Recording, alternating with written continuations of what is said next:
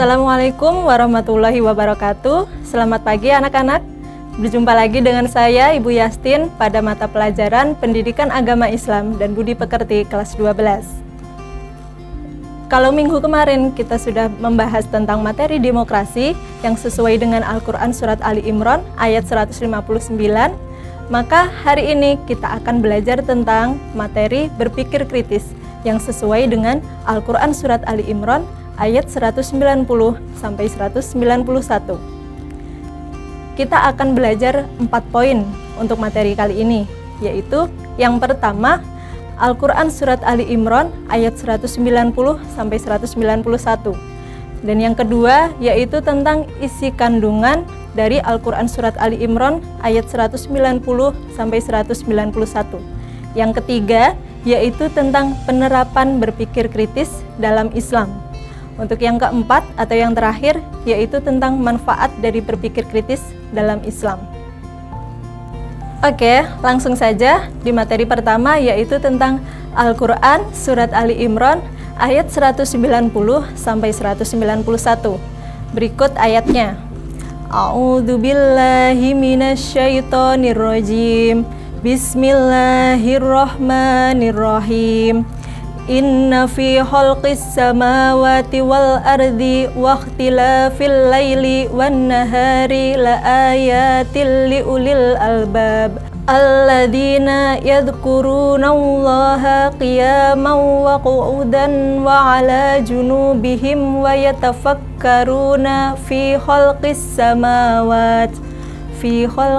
samawati wal ardi rabbana ma khalaqta hadza batilan subhanaka faqina adzabannar.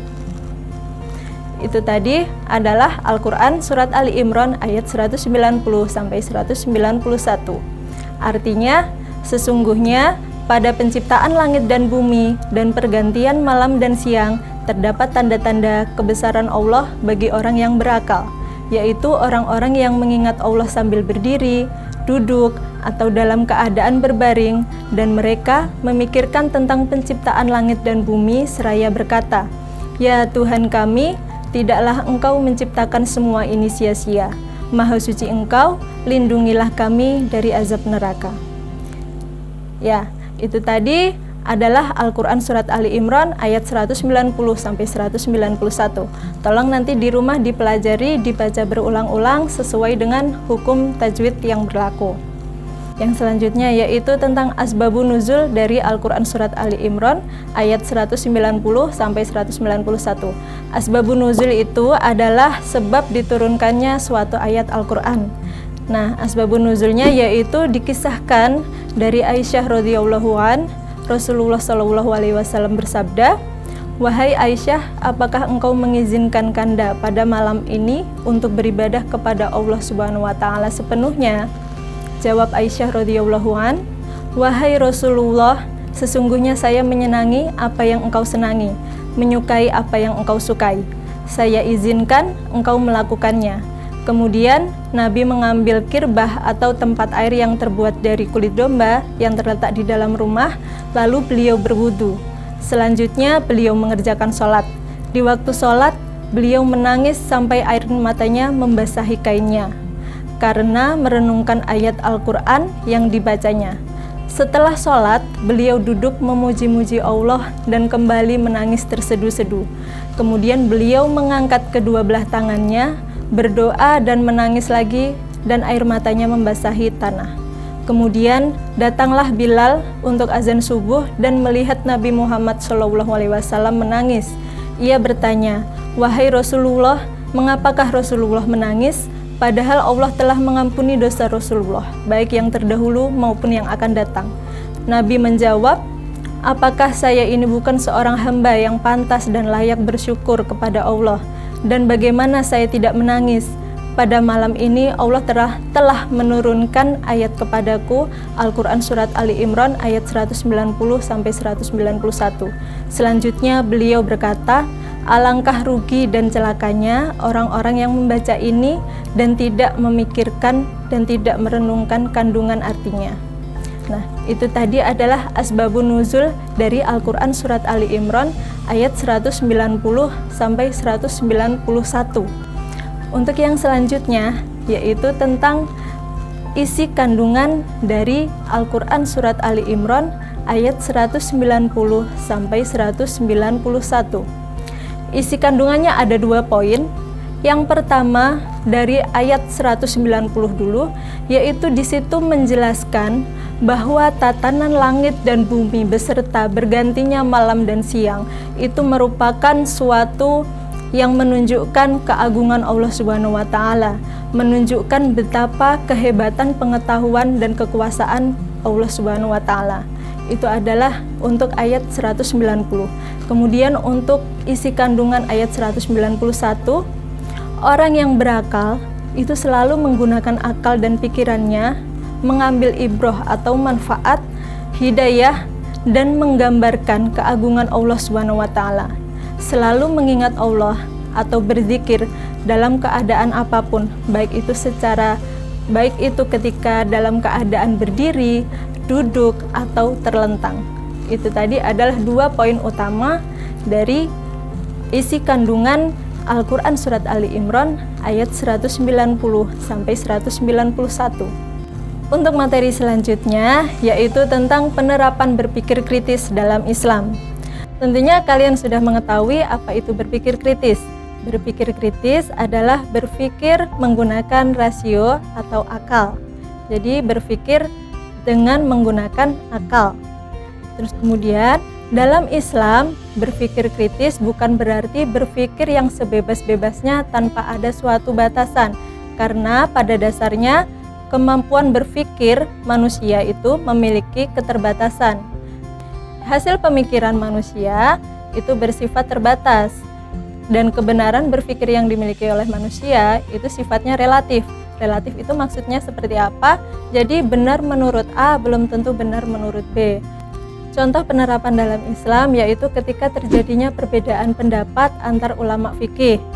Jadi dalam ulama fikih itu ada perbedaan pendapat, contohnya ketika dalam pelaksanaan tata cara ibadah. Di dalam ulama fikih itu banyak sekali terjadi perbedaan pendapat. Sampai ulama fikih itu berpendapat bahwa pendapatku benar tapi bisa saja salah, pendapat selainku itu salah tapi bisa jadi benar. Itu adalah contoh dari perbedaan pendapat antar ulama fikih. Kemudian sesama ulama tersebut yang memiliki perbedaan pendapat tidak menghakimi pendapat yang berbeda dari mereka.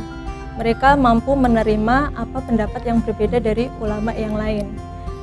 Terus kemudian walaupun ada perbedaan, mereka bisa saling menghargai karena kebenaran manusia itu sifatnya relatif itu tadi. Dan kebenaran yang mutlak itu hanya dari Allah Subhanahu wa taala. Itu contoh sederhana dari penerapan berpikir kritis dalam Islam. Kemudian untuk yang selanjutnya yaitu tentang manfaat dari berpikir kritis dalam Islam. Kalau dalam Al-Quran sudah disebutkan ayat untuk memerintahkan kepada manusia untuk mampu berpikir kritis, otomatis akan banyak sekali manfaatnya. Nah, di sini akan saya jelaskan 5 manfaat berpikir kritis, yaitu yang pertama, memiliki banyak solusi jawaban ide-ide yang kreatif. Jadi ketika ada pertanyaan atau ada persoalan itu kita terbiasa akan menjawab dengan ide-ide yang kreatif secara spontan. Itu manfaat yang pertama. Dan yang kedua yaitu mudah memahami pemikiran orang lain, tidak kaku, fleksibel dalam mengutarakan pendapat karena kita sudah terbiasa untuk berpikir secara kritis. Ya, manfaat yang ketiga yaitu kita mampu memperbanyak kawan dan rekan sejawat yang baik. Karena kita terbiasa berdiskusi. Kalau kita terbiasa berpikir kritis, kita akan biasa dengan budaya diskusi dan mampu menambah banyak kawan yang baik-baik. Kemudian yang keempat, manfaat yang keempat yaitu mampu berpendapat secara mandiri, tidak harus mengistimewakan pendapat dari orang lain. Jadi ketika kita dihadapkan pada suatu masalah itu kita mampu menyelesaikan sendiri, mampu memutuskan keputusan dari hasil pemikiran kita sendiri dan tidak bergantung dari orang lain. Kemudian manfaat yang kelima yaitu sering menemukan peluang dan kesempatan baru dalam segala hal. Itu tadi adalah 5 manfaat dari berpikir kritis. Kesimpulan dari materi yang sudah kita pelajari hari ini yaitu kita harus selalu membiasakan untuk bisa berpikir kritis karena memiliki banyak sekali manfaat.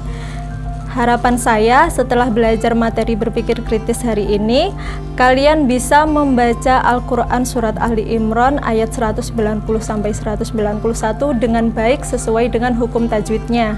Kemudian saya harapkan kalian mampu memahami isi materi dan mampu melaksanakan dalam kehidupan sehari-hari. Terima kasih. Wassalamualaikum warahmatullahi wabarakatuh.